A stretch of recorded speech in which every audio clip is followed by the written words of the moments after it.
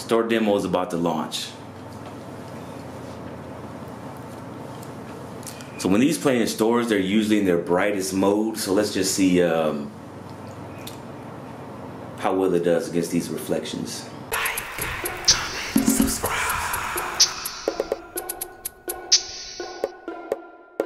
You wanna save money, on the best tech.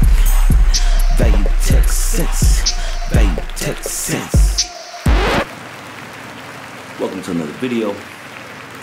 Alright, in this video I purposely faced the TV towards the door in the back so I could let as much light in as possible. That's something that a lot of people asked me for when I was doing the M8 of last year, and I did not do. I didn't get around to doing it, but I'm doing it now for this one because this TV has a lot of reflections. Alright, so we're going to get into the brightness of this entry-level TV.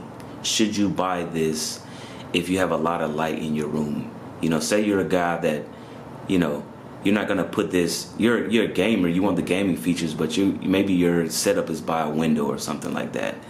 So, or maybe you just want to use to watch TV. So with it off, I'm about to power it on, right? So you can see what that looks like when you turn that on. Now as you can see, there's a lot of reflections. Now this is a dark background. You know, SmartCast has definitely got a dark background. So anything that's dark, even if this was an OLED or whatever, alright, you're gonna see a lot of reflections. But what we want to see is when we're watching content, right, does the brightness of this TV, is it bright enough to where you don't see these reflections? Alright, so we're going to get into that in this video. I decided to, since we haven't seen these stores in Best Buys or anything like that, I'm actually going to play the store demo so we can see it. I'll do this demo again in a dark situation, but for this first time I'm going to play through it. I'm going to play it with this light coming through so we can see how the brightness is on this TV, and then I'll play it again for you in the dark. Alright, now one thing I'll say about this SmartCast, right, it is very responsive. I will say that it is very fast, and the remote feels good. The remote feels good. It's a little different than last year's. The buttons are bigger, and the layout's a little different. There's a dedicated watch free button on here. But speaking of the remote, let's get into the remote real quick, and then we will play the demo. Alright, here's a look at the remotes. Alright, now this remote on the left is from, this is my M8 remote, my 2019 M8. Alright, not a bad remote, not a great remote, but I mean, it does the job. And it actually works on this TV. This is the new remote, and I really like this remote compared to the old remote. It's a little bit heavier, not by that much.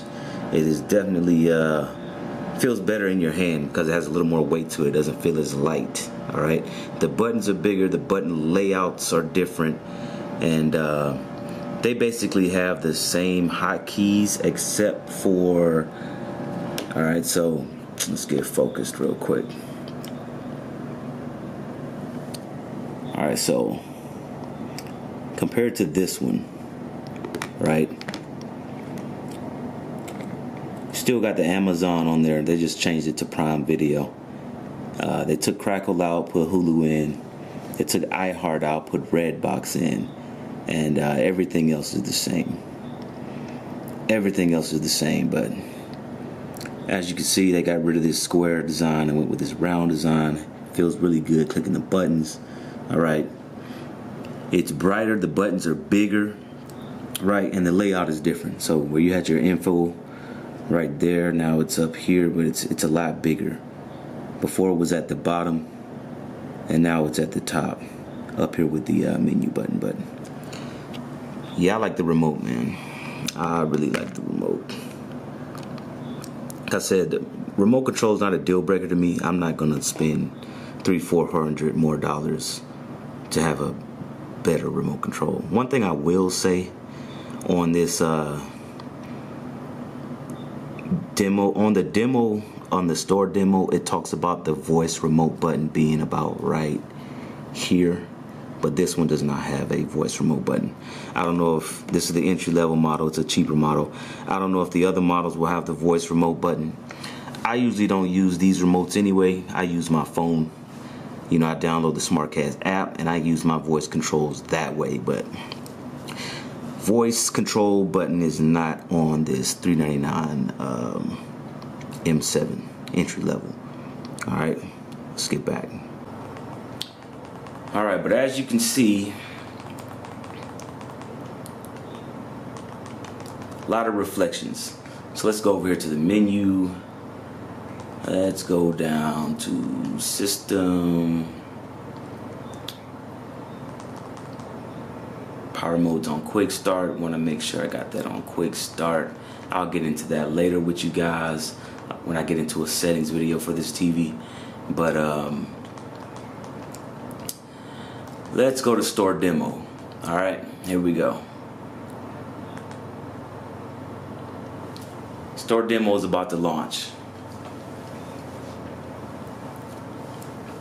So when these play in stores, they're usually in their brightest mode. So let's just see how well it does against these reflections.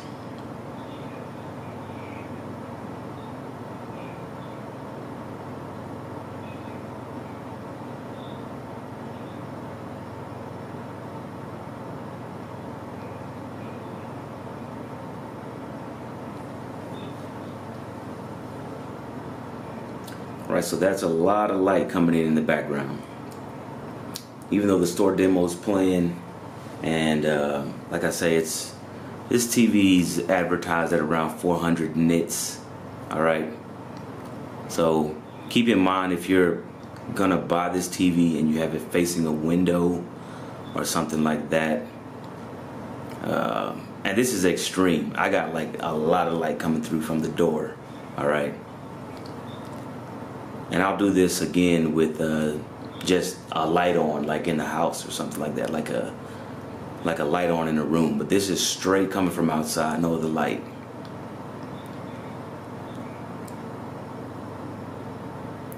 These black levels are kind of good though.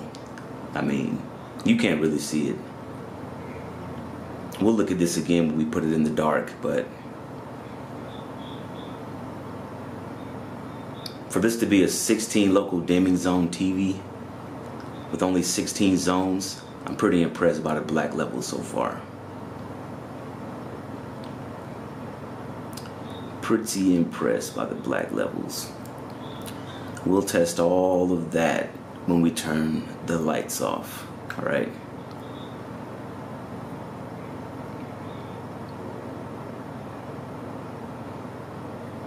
Definitely colorful. Vizio is one of the top TVs for color gamut. I wouldn't imagine this to be any different. Colors are very, very vibrant.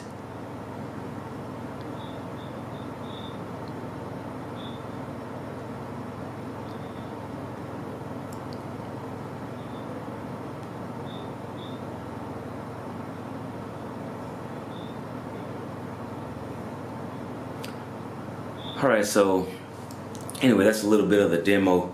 I didn't want to play it too long. Alright, we'll actually watch the full demo when I get the lights off. But these black bars look respectable.